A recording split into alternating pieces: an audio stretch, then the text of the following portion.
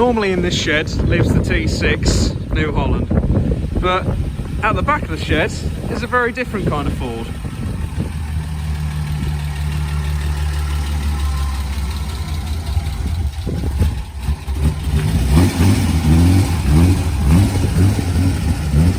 This is Dad's Beauford. Yeah, alright. Jump in the back. Baby, in the back. Go on.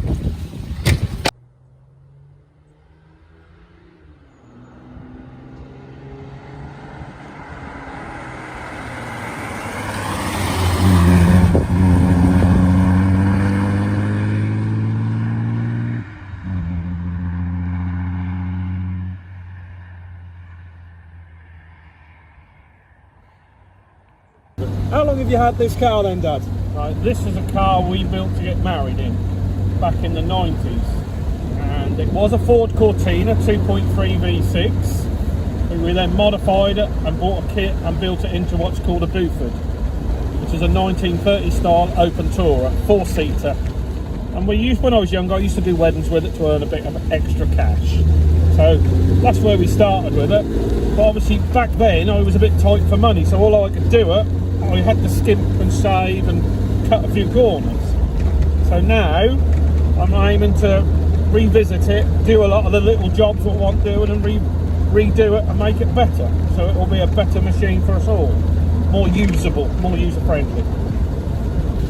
So what are you improving about the car then? The engine currently is a 2.3 V6, which was in the Cortina, but it has a head issue. I'm not quite sure what's going on with it, but there's something I'm not quite happy with. If I drive it nice and steady, it's always fine. If I cane it and give it a hard time, it will overheat and then won't cool down. So I want to put a newer, more modern engine in it. So that's where what's provoked it, shall we say. Also, it's only a 4-speed box, so when you're cruising along at 60, it's revving its nuts off, and we'd like to just sort of get that down and make it a bit more of a cruiser than a racer as well.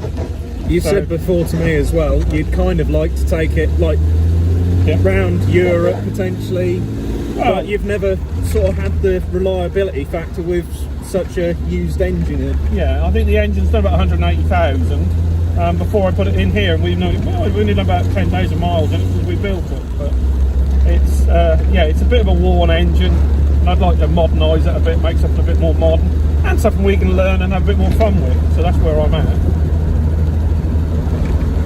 So in typical Norfolk Ford's fashions, we've forgotten about the original Ford which started the channel, and we're playing with something else again. Yeah, still Ford though, still in Norfolk. Still Ford, still Norfolk. Yeah. So we are Norfolk Beaufords. Beaufords.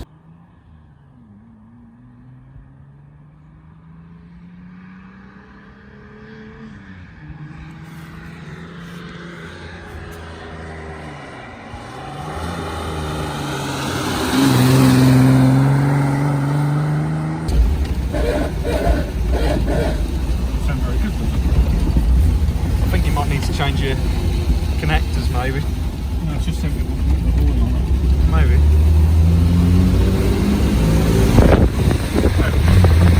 Yeah.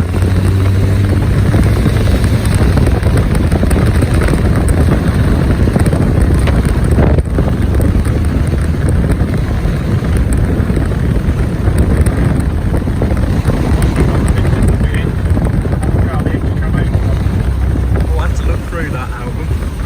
That'd be quite interesting to put some back as well.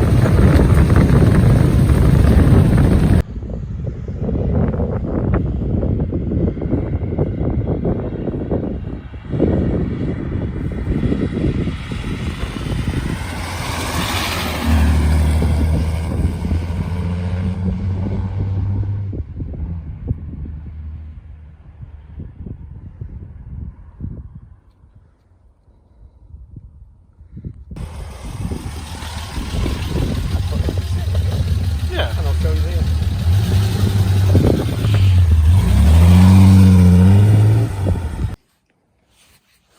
So, engine out of a hearse, 2.9 16 valve Cologne, which has done a few miles but is in still good condition, coming out of a hearse, not exactly been raced or rallied, had it?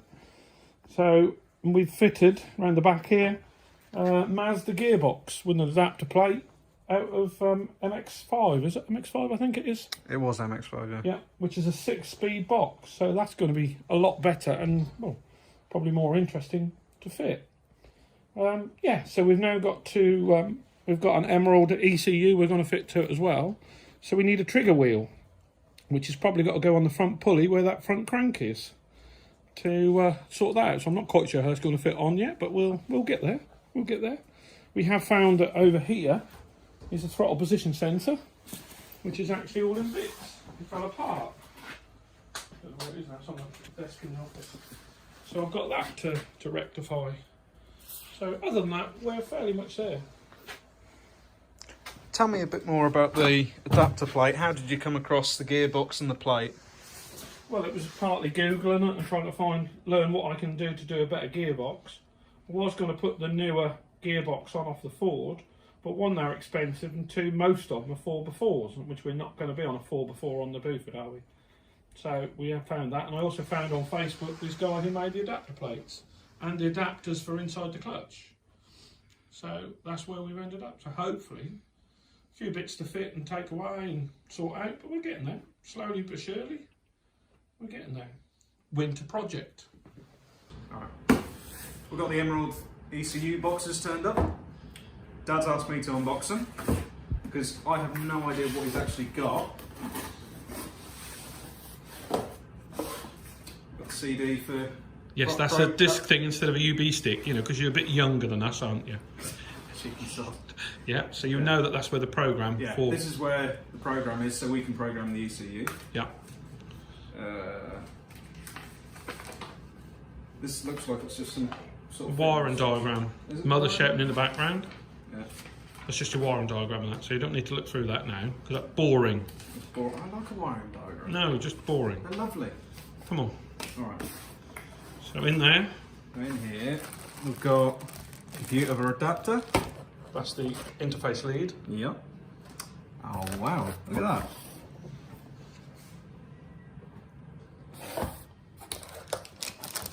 Not very exciting. The box. That is the control unit. It's a lot bigger than I was expecting it to come. Yeah. Yeah, quite nice. Okay. Quite smart.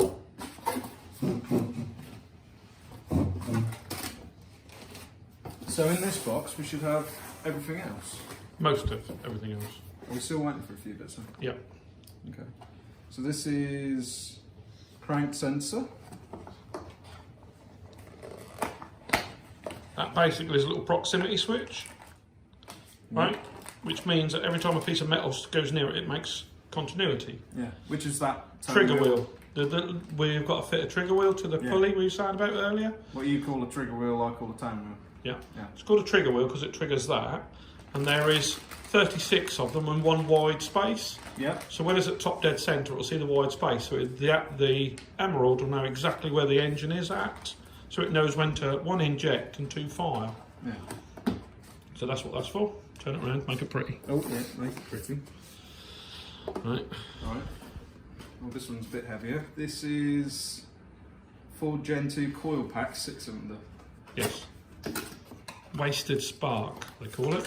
I don't think you would you get it out? It's a bit tight. Because it's attached to that. Yeah. It's attached to a bit of cardboard. So is this instead of the distribute? Then you get to pin it yourself as well. Yeah, which is direct to the ECU. Okay, so put that there. There's another diagram in the box. Yeah. Another wiring diagram. Another wiring diagram. Boring. Oh, lovely. What have you got there? I've got two things. What have we got here? This is freeway map switch, I think. Yep. Yeah, freeway map switch. So this is your eco mode, sport mode. You could have 3 different maps running at the same time, I say running, on the ECU, and then you can switch between them whilst you're driving. Yeah. So you don't have to stop, turn it all off, start again. That'll actually switch between driving. So you can have an eco mode, a power mode, and a sports mode, just like modern cars do. So yeah. you can do that with this. Loads of little. There's the air temperature sensor and the water temperature sensor are not compatible off the Ford engine. So there's two in there, plus some extra plugs to connect to various bits and pieces. Boots and stuff as well, Yeah. So that all connects up to it. Just adapters and stuff as well. Yep. What else we got? We've got... That is a breakout lead. Breakout lead. Don't undo it, that's fine. Don't see this breakout lead. What that does is, you know when you go to a garage and they have a diagnostics plug? Yeah? Yeah. That's the diagnostics plug. That's your diagnostic plug. So I can put a Bluetooth adapter on there and actually run diagnostics off the iPad or your phone. Oh, okay. Have you got the Bluetooth bit, or is No, that... not yet. That's only about 10 quid, I think, off eBay or other such places. Oh yeah, that's your standard diagnostic port then? Yes. Yeah. Okay. So that's quite clever. That's the main loom. Don't undo it. No, I wasn't. So there's two looms in there which are for that. So that's the main loom which we then wire into all the injectors, coils, temperature sensors, throttle position sensors and all that sort of stuff. Yeah. So, and then have we got to cut this ourselves? Yeah. And then I've got a Deutsch plug most of it. Yeah. Yeah, you can see there that's not connected yet. Okay. But that can all be made, when the engine's in, can be made to exactly the right lengths and things like that. So we're putting the engine in the car before we fit this? Yeah. Okay, fantastic. So, okay. Okay. That's the main box of it. And that's the company who do it, which are luckily quite near us at Watton. And they have rolling roads and all things like that to bench test them as well. Like and subscribe for this mini project which we're now starting, and hopefully at the end of it we'll get it on that rolling road, which would be fantastic. So Dad, tell us about your car. What about it? You are a language!